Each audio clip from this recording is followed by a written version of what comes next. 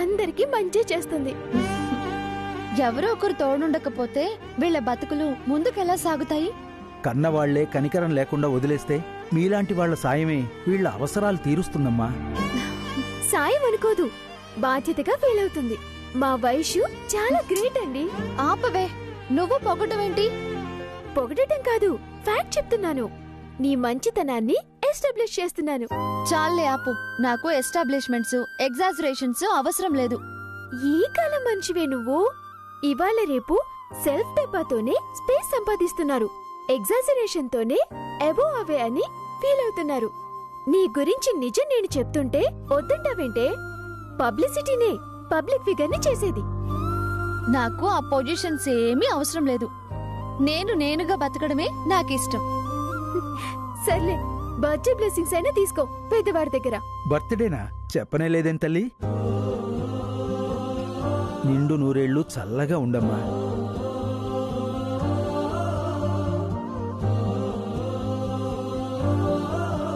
ఇవి మీరింటికి తీసుకెళ్ళండి. అలాగేనమ్మా. వస్తాను. అలాగే. ఉంటామండి. కూర్చోండి.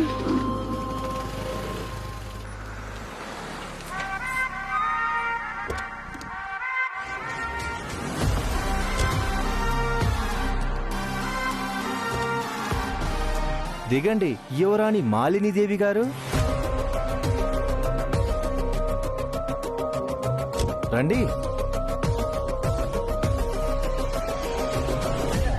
ఏమండి, నేను చెప్పేది వద్దు. బయలుదేరిన దగ్గర నుంచి దారి పొడవునా చెప్పాల్సింది చెప్పావు. నేను చెప్పాల్సింది తెగేసి చెప్పాను. ఇంకా ముక్తాయింపులొద్దమ్మా. ముందు లోపలికెళ్ళు. No more extensions. చెప్పిందంతా గుర్తుంది కదా? వెళ్ళు. ఇదిగో,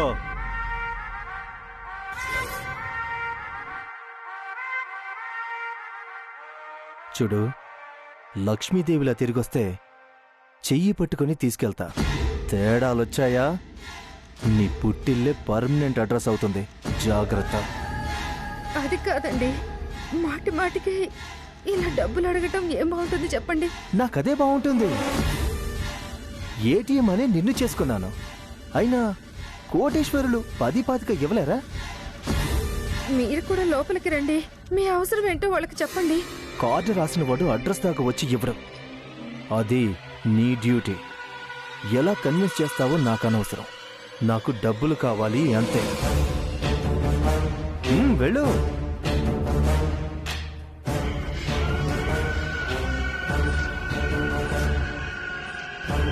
అమ్మా, అమ్మా మాలిని, ఇప్పుడేనా రావడం? అల్లుడు గారు రాలేదమ్మా? లేదమ్మా, ఆయన బిజినెస్ పని మీద వెళ్తూ నన్ను ఇక్కడ దింపేసి వెళ్ళారు.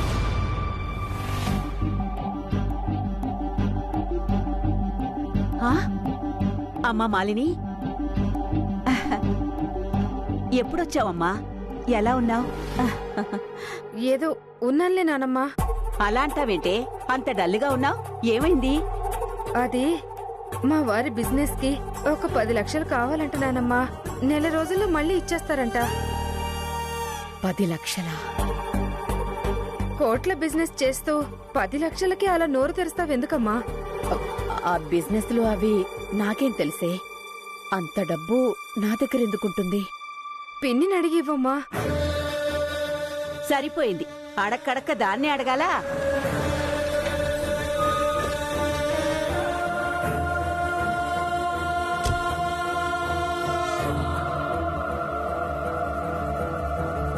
బావున్నావా పిన్ని? రేఖ, అల్లుడు గారికి 10 లక్షలు అవసరమంట. నెల రోజుల్లో తిరిగి చేస్తారట. చూడండి లేఖాదేవి గారు, డబ్బు విలువ అది సంపాదించే వాళ్లకే తెలుస్తుంది.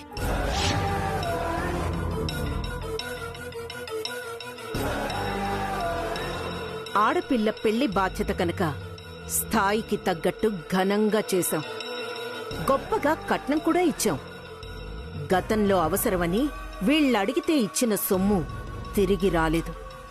మళ్ళీ ఎలా ఇస్తావు? ఇలా అడిగినప్పుడల్లా ఇవ్వడం కుదరదు. ఎందుకు కుదరదే? ఈ ఆస్తంతా నీ ఒక్కదాందే కాదుగా, ఇచ్చి పంపిస్తే ఏమవుతుంది? ఏమన్నారు? ఈ ఆస్తంతా నాది కాదా? మరెవరిది? చూడండి అత్తయ్య గారు, లెక్కలు తెలియకుండా లెక్కలేని మాటలు మాట్లాడకండి. నాకంటే ముందు వ్యాపారాలు వెలగబెట్టిన మీ పెద్దబ్బాయి, అదే ఈ లేఖాదేవి గారి భర్త సంపాదించిందంతా ఎప్పుడో కరిగిపోయింది.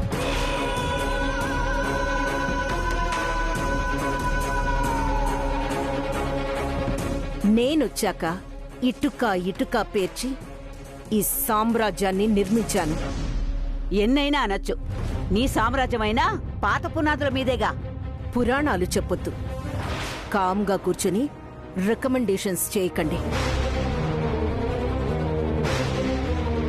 ఇప్పుడు రూల్ చేస్తుంది నేను. అన్ని రైట్స్ నావే. నా రూల్సే ఫాలో అవ్వాలి.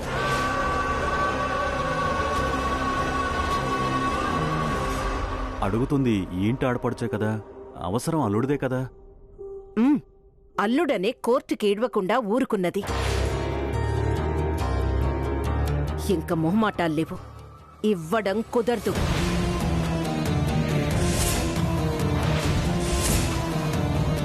అంత ఖచ్చితంగా చెప్తుంటే ఇంకా నేనెందుకు ఇక్కడ?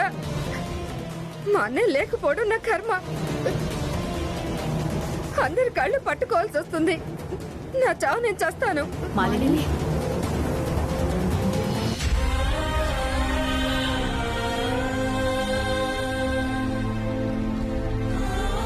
పుట్టింటి నుంచి ఆడపిల్ల ఏడుస్తూ వెళ్లడం శుభం కాదు.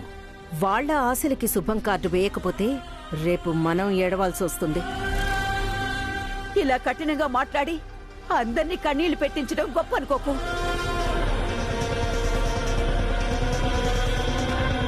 రేపు నీకు కోడలొస్తుంది. అది నిన్ను ఎదిరిస్తే అప్పుడు తెలుస్తుంది నీకు బాధేంటో. పీడకలలు కంటూ కాలజ్ఞానాలు చెప్పకండి. నన్ను రూల్ చేసే కోడల్ని కాదు, నా మాట ప్రకారం నడుచుకునే కోడల్నే తెచ్చుకుంటాను. తెచ్చుకోవే, నువ్వెవరినైనా తెచ్చుకో. ఎంత పెత్తనం చేసినా నా మనవడు శేఖర్ వచ్చేదాకే. వాడొచ్చాక చెప్తా నీ సంగతి. నందో రాజా భవిష్యతి అన్నారు, అది చూద్దాం.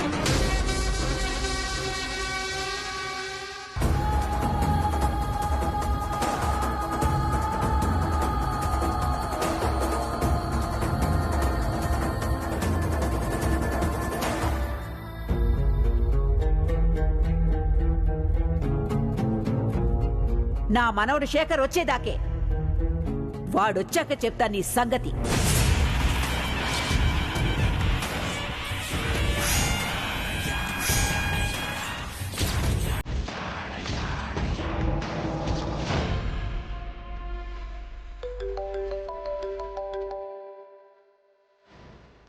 Hi ma'am.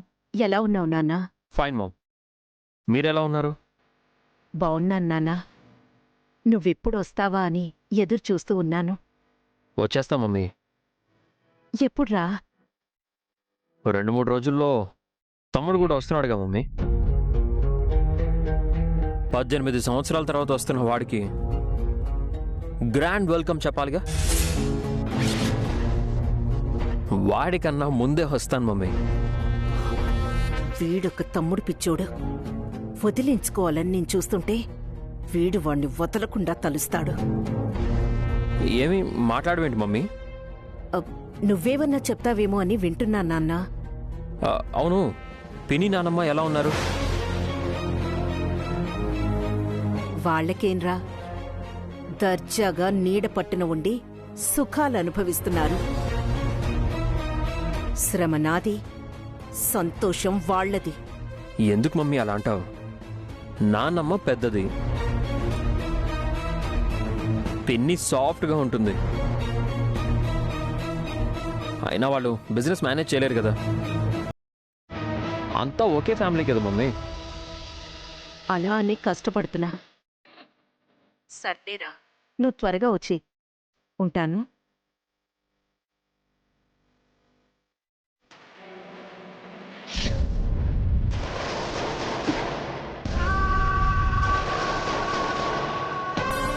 వాళ్ళ మీద ఈ ప్రేమలు పెరగకూడదనే చిన్నతనం నుంచి నిన్ను బోర్డింగ్ స్కూల్లో చదివిస్తున్నాన్రా. కానీ నువ్వు వాళ్ళ గురించే ఆలోచిస్తున్నావు. హిరణ్యకశిపుడి కడుపున ప్రహ్లాదుడు పుట్టాడని పురాణాలు చెప్తుంటే అది కల్పితం అనుకున్నాను. కానీ నిన్ను చూస్తుంటే నిజమే అనిపిస్తోంది. నేనేమో వాళ్ళని సైడ్ చేసి టోటల్ ప్రాపర్టీకి నిన్ను సోల్ ప్రొప్రైటర్ని చేద్దామని చూస్తుంటే నువ్వేమో వాళ్ళతో ఎఫెక్షన్ షేర్ చేసుకుంటూ పార్ట్నర్ అవ్వాలనుకుంటున్నావు. లాభం లేదు. వీడొచ్చేలోపే నన్ను ఫాలో అవుతూ నేను ఊ అంటే ఊ అనే పిల్లని సెట్ చేసి వీడి పెళ్లి చేసి నా కంట్రోల్లో పెట్టుకోవాలి.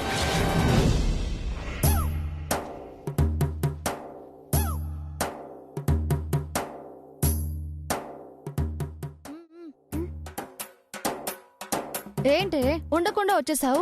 చెప్పులు కూడా అంతంతసేపు చూస్తున్నావు, విసుగొచ్చి వచ్చేసాను. అదేంటే నాన్నకి సెట్ అయ్యేవి సెలెక్ట్ చేయాలి కదా. ఏంటి నువ్వు? కాలికి వేసుకునే చెప్పులకు కూడా ఇంత సెలెక్షనా? కాలి జోడ కంటి జోడ అని కాదే, కంఫర్ట్ ముఖ్యం. నాన్న కాలికి నప్పాలి కదా. ఆకలి కడుపుకి అన్నం ఎంత ముఖ్యమో కాలే కాలుకి చెప్పులు కూడా అంతే ముఖ్యమే. చాలా ఆపవే. చూడు, కంటి జోడు సరిగ్గా లేకపోతే చూపు అనదు, కాలి జోడు కుదరకపోతే నడక సాగదు. చాలు ఆపవే. కదిలిస్తే చాలు, చాలా చెప్తావు. పద వెళ్దాం. అయ్యో మిథున, హెల్మెట్ మర్చిపోయానే. సరే ఇది పట్టుకో, ఒక్క నిమిషం.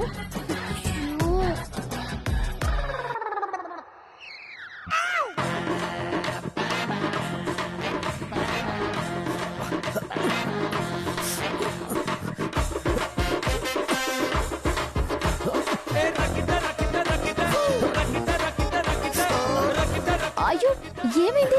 అలా నడుస్తున్నారు? అది కాళ్ళు బొబ్బలెక్కేలా కాలుతున్నాయమ్మా. ఆకలి కడుపుకి అన్నం ఎంత ముఖ్యమో కాలే కాలుకి చెప్పులు కూడా అంతే ముఖ్యమే. అయ్యో పాపం. ఇదిగోండి, ఈ చెప్పులు వేసుకోండి. మేము ఇంకో జత కొనుక్కుంటాంలేండి.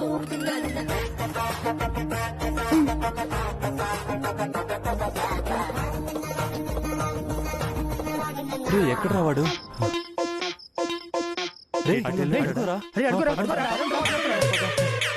గొప్ప పుణ్యాత్ములా ఉన్నారమ్మా. చల్లగా ఉండే పట్టుకోండి.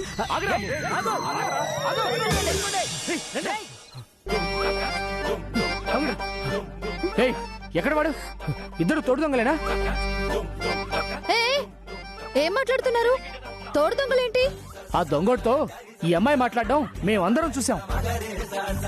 వాడు ఈ మేడంది పర్సులోకి వెళ్ళాడు. దొంగ? నాకు తెలీదండి. కాళ్ళు కాలుతున్నాయని బాధపడుతుంటే చెప్పులిచ్చాను అంతే. బండి మీద దించలేకపోయావా? చెప్పుతో కొట్టాల్సిన వాడికి చెప్పులు ఇచ్చిందంట. అయ్యో, వాడు పారిపోతున్నాడు, ముందు పట్టుకోండి. మిథున, ఏంటి ఇదంతా? నాకేం తెలుసే, ఎవరో ఒకతను వచ్చాడు.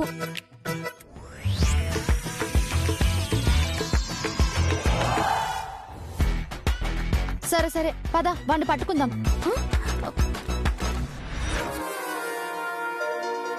అమ్మో రేఖాదేవి గారు, జెట్ స్పీడ్ లో నెట్ వెంట పరిగెత్తే ఈ కాలంలో ఈవిడి గారికి పాతకాలం పిల్ల కావాలట.